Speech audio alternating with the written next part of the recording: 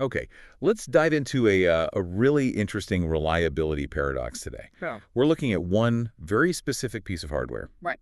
It's the Thor Broadcast H-ASI-DS3-B.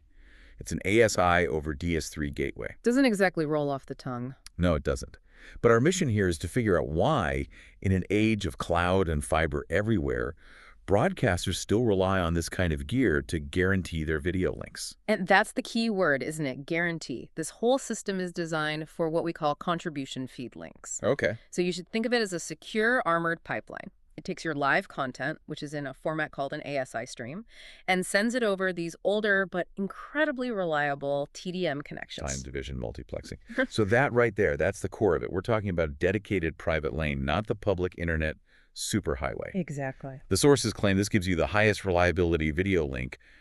But I mean, why not just use two separate redundant internet links? IP is so much cheaper. Is this TDM gear really worth it? Well, it's not a marginal gain when a single dropped frame could cost you millions in ad revenue or rights fees. The whole idea here is guaranteed versus shared. Right. TDM uses a full-rate duplex carrier signal. It carves out a reserved two-way path with synchronous clock speeds.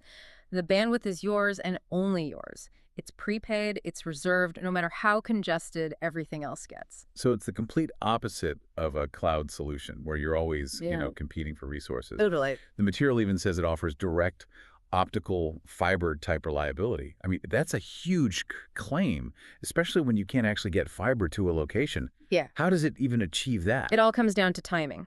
In broadcast, timing's everything. This dedicated TDM architecture, it just eliminates the jitter, the variable latency you always get with IP networks. Because the clock is steady. The clock is perfectly synchronously steady, and that's how you get a bulletproof link.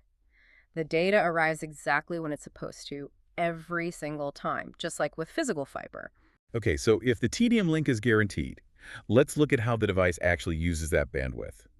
The specs say it can transmit ASI content up to 44 Mbps, full duplex. Yeah, and let's get into the numbers for a second. The DS3 link itself runs at exactly 44.736 megabits per second. Okay. But the crucial part is that the actual video payload, the ASI stream, is capped at 40 Mbps. So there's almost 5 megabits of what, just wasted space? It looks like that, but it's not wasted. That's the overhead. That's all the error correction, the frame sync, the timing data that is absolutely essential to maintain that fiber-like reliability. Ah, so that's the cost of the guarantee. That's the cost. So what does that mean in practical terms for actual shows? Well, if you set up your encoders right, you can push 4 high-definition programs through that pipe, or even 10 standard def programs if you bundle them in what's called an MPTS. And SD channels. That's a lot of content over one link. And you obviously need 2 of these boxes, right? One for each end.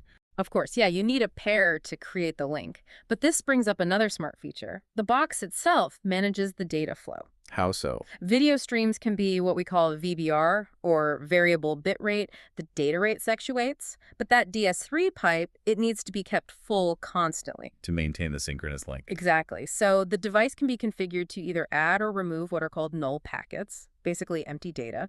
To turn a variable stream into a constant bitrate, a CBR stream, it keeps the pipe perfectly full. That is true professional-grade stream management.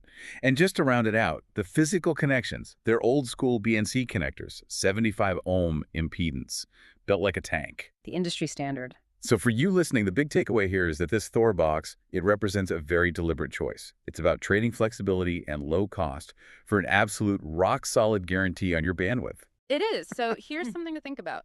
This device uses these layer 3 TDM connections for guaranteed time-synced bandwidth. What does that tell you about the fundamental architectural difference between professional broadcast infrastructure, where everything is reserved, and the consumer internet you use every day, where everything is shared and contended for?